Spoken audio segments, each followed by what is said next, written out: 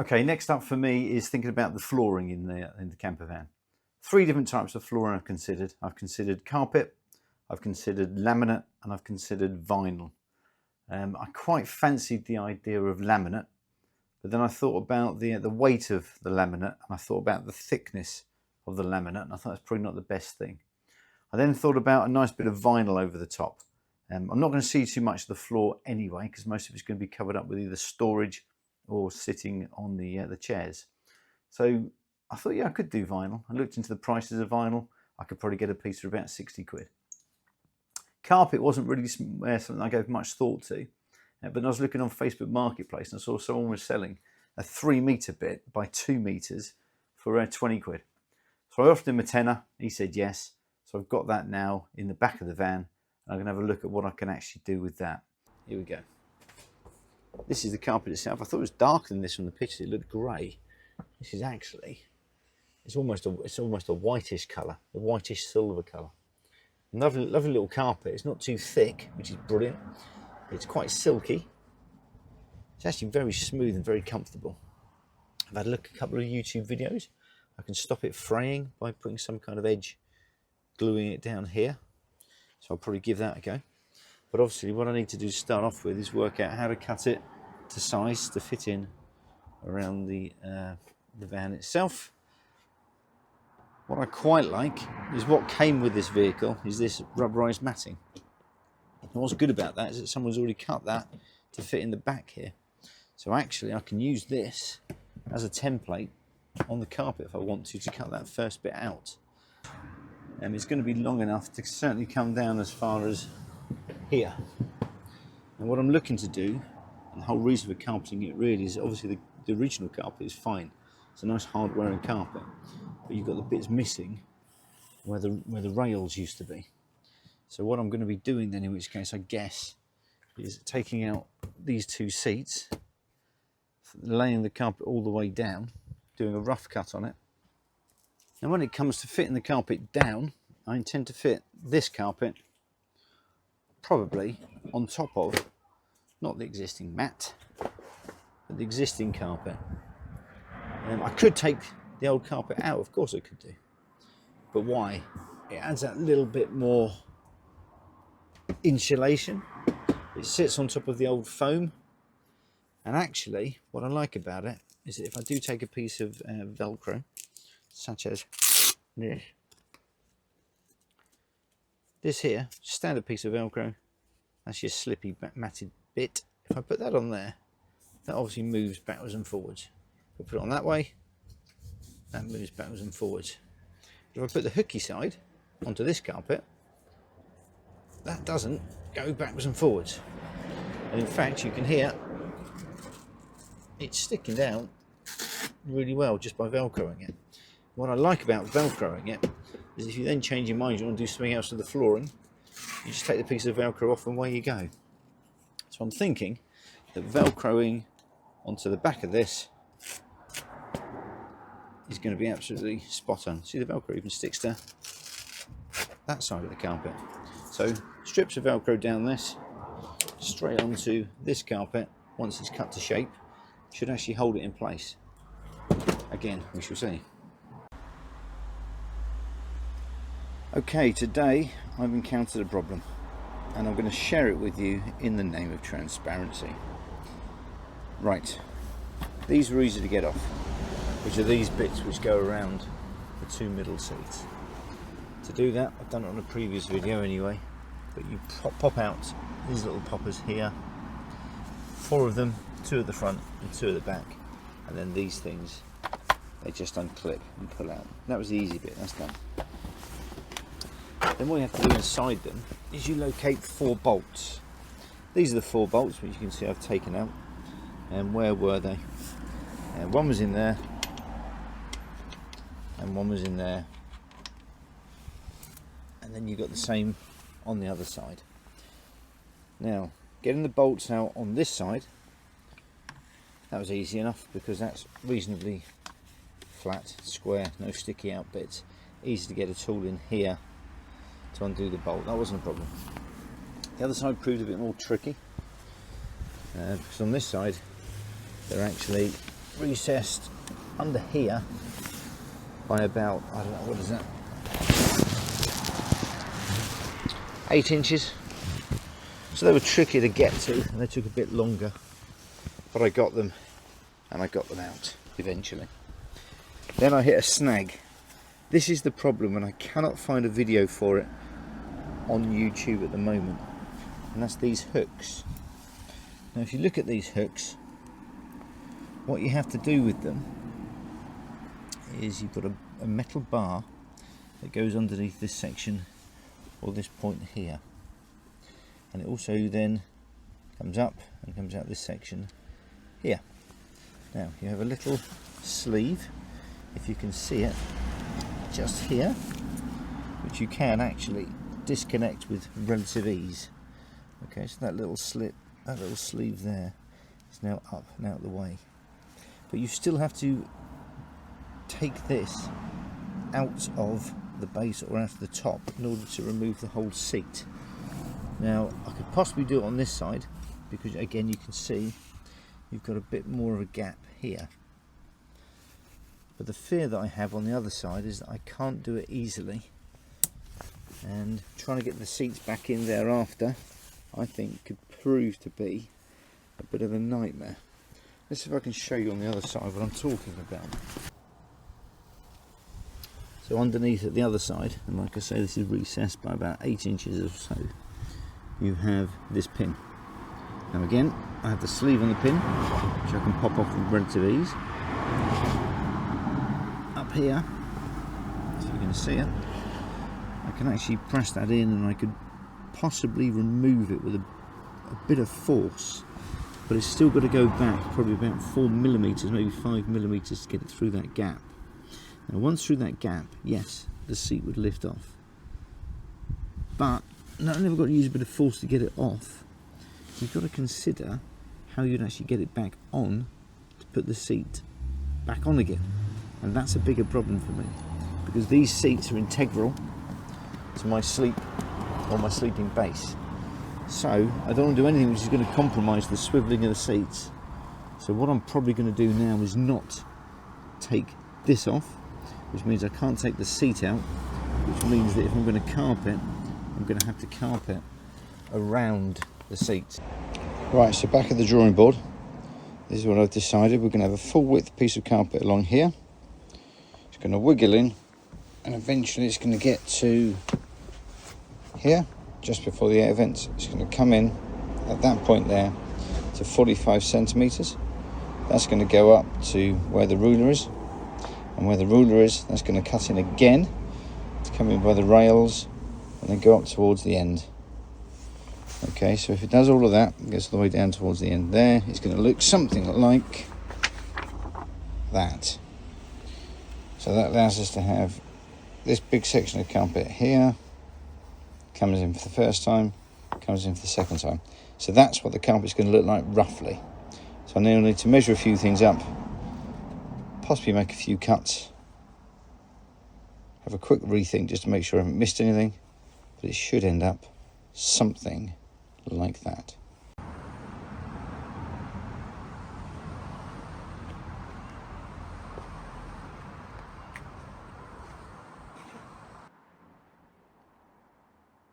So now with the carpet cut out to the shape of a tank,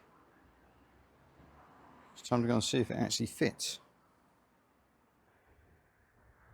So the whole purpose of the carpet is to cover up where the runners used to be, and then probably on the top of them I'll put mats anyway. Right, we're just going to need a little bit of fine tweaking here and there, but actually the measurements seem to be pretty good. Measured up to the air vent where the third row of seats used to be, which is good. Then had to cut it in to meet up with where the rails start in for the second row of seats and end. And then it follows all the way through to the end. And again, that just covers up the rails underneath. So it's all good at the minute. The sizings are good. What I'm going to need to do is work out a way of finishing the carpet. I've still got lots of these mats to add back in, so this is actually going to be fine for the floor, I think, as long as I can find a way of sealing off these so they don't fray. I was watching a few videos on that last night. I think some people suggest that you can use glue guns. Others are suggesting burning it. And others are suggesting using some kind of tape. So we'll see. But this carpet is really, really soft. This is lovely. And underneath here I've got this little hidey hole. So I should be cutting that out as well. But actually that looks like to be a pretty good fit. So I'm just going to tuck all of that underneath the edging, hopefully. See how much space we've got. Okay, and I'm probably going to do a Velcro the back of this, so it sticks to this and doesn't move. Although with all these things, it's not really going to move anyway. And when it comes to actually fitting the carpet, I suspect there's carpet fitters up and down the land who hate the fact that I'm giving away their trade secrets, because I've decided that all you actually need is a palette knife, a pair of scissors, some masking tape, and a screwdriver. That feels about right for fitting carpet, doesn't it, guys? Anyway, what I've done on this side is I've undone this one here, just to pop this out a little bit, so it allows me to just push the edge underneath. On this side, didn't have to do anything because that's loose enough as it is, so I've managed to slip it under there. This area here, which is the box at the back, all I've done is taken the box out. I use some masking tape on top of the carpet to mark where I can definitely cut out. And I cut that out using my pair of scissors. Then I've removed these two screws, one from there and one from there, to allow me just to ease up this little box to actually pop the carpet underneath. So actually, so far so good. Quite pleased with the progress. I need to cut this piece of carpet here to fit on top of here, and that'll be ready to go back in here. But at the moment, no Velcro used, because all the carpet is being kept in place by what's going on underneath here. And at the end here, you can just pop off, which is this bit here. So you just pop a screwdriver underneath the back of it and pops out these, and so the carpet will just sit underneath that clamp. So yeah, all in all, quite good with this first bit. See how the rest goes. Okay, quick recap on where we are with regards to the carpet. As you know, the end by the back tailgate has been sealed on each side and at the back by going underneath all of the edging strips, which is great. The bit up the middle, which is this bit along here, as you can see at one end at the moment is covered by the original mats, but down the side here I need to fix it in place somehow. So what I've bought off of Amazon for a massive £9.61 is this. Now the idea behind this is that you get a strip of it, you stick it with this super sticky side here, which I have to say is really sticky. You level it down, you pop the carpet under there, and that will just edge it quite nicely all the way down. I've got 5 meters of this stuff, so I'm going to give that a go. I've also got, if I can find it, some of these just for the ends of the runners or the rails, so that we'll be finishing off just like this one here. I'll be finishing off this one here.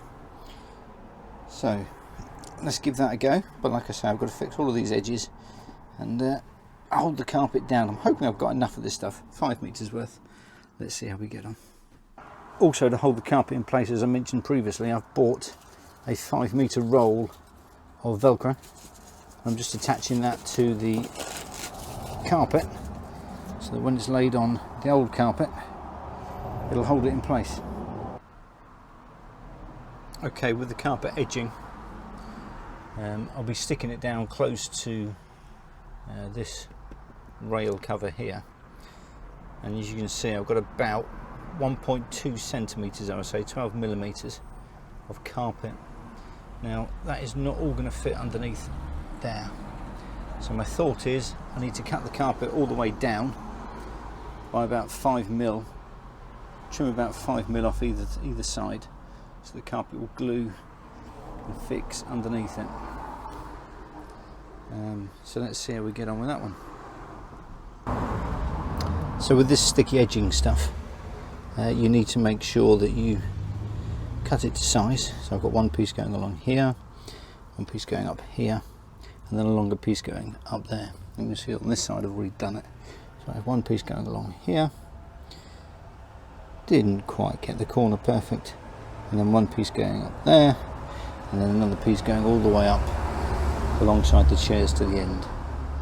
So that's it. Now there's been a great dilemma or discussion over the last few years as to what the stickiest stuff in the world is. Is it honey? Is it a Belgian bun from Greg's the Baker's? It's this stuff. I tell you something, when you take the backing off of this and stick it down, it ain't going nowhere. So get it in the right place, and that's what you're looking for. You're looking for an edge where I can still get the air conditioning bit over the top, a corner to come off from for the next bit, and it's not yet stuck down, so I've now got to take it out and stick it down. But basically all of this now is tucked in underneath this little rubberized, what do you want to call it, carpet edging transition, carpet edging I guess really. And in terms of how sticky it is, I've just put this down now, and you can see if I just put a fingernail underneath that and pull it up, it's not the thing that's coming up, it's the carpet underneath that's coming up, and that's just within 30 seconds. By the time that's gone off completely, that edge is going nowhere. Patience, patience, patience. So once you've actually got your sticky things down, it's then a case of slowly but surely just feeding the little bits of carpet in underneath until you get this beautiful edge. And actually it's going okay. I've made a few screw-ups, but I've got around them, and I'm hoping that by the time we get to the other end, this side will be better than this side. Right, when I started off with the flooring, I didn't intend it to look like this, but I have to say I'm quite impressed with all of that now. Got the carpet down, got the edges on the side, and actually it looks okay. So I'm well happy with that. It's completely covered up those rails which I had to take out. What I've now got to do is put those little things on the end of the rails just there. That's more of a vanity thing. Okay, in terms of an end finished job, I'm quite happy with this. I put the mats back in place which came with the vehicle. I've got the new carpet down. I've got the grey edging down the side of it. If you follow that back to behind the second row of seats, I've got the little runner stops in place, which is really more for vanity than anything else. I've put into place a couple of little tiny pieces of carpet where I cut it too short using a couple of offcuts, and then in the back itself I decided to put the original matting back in. So the plastic matting is back over the carpeted area, just purely because it's a waterproof base. It's going to be under the bed, and it just makes sense to have that little bit of extra added protection. So in terms of an overall job, it's done what it had to do, which is to cover up those gaps from where the runners were taken out, and it's put just a nice piece of carpet down the middle. I don't really mind that it's a completely different colour. It actually contrasts quite nicely, I think. So overall, a good job, and I'm well happy with that.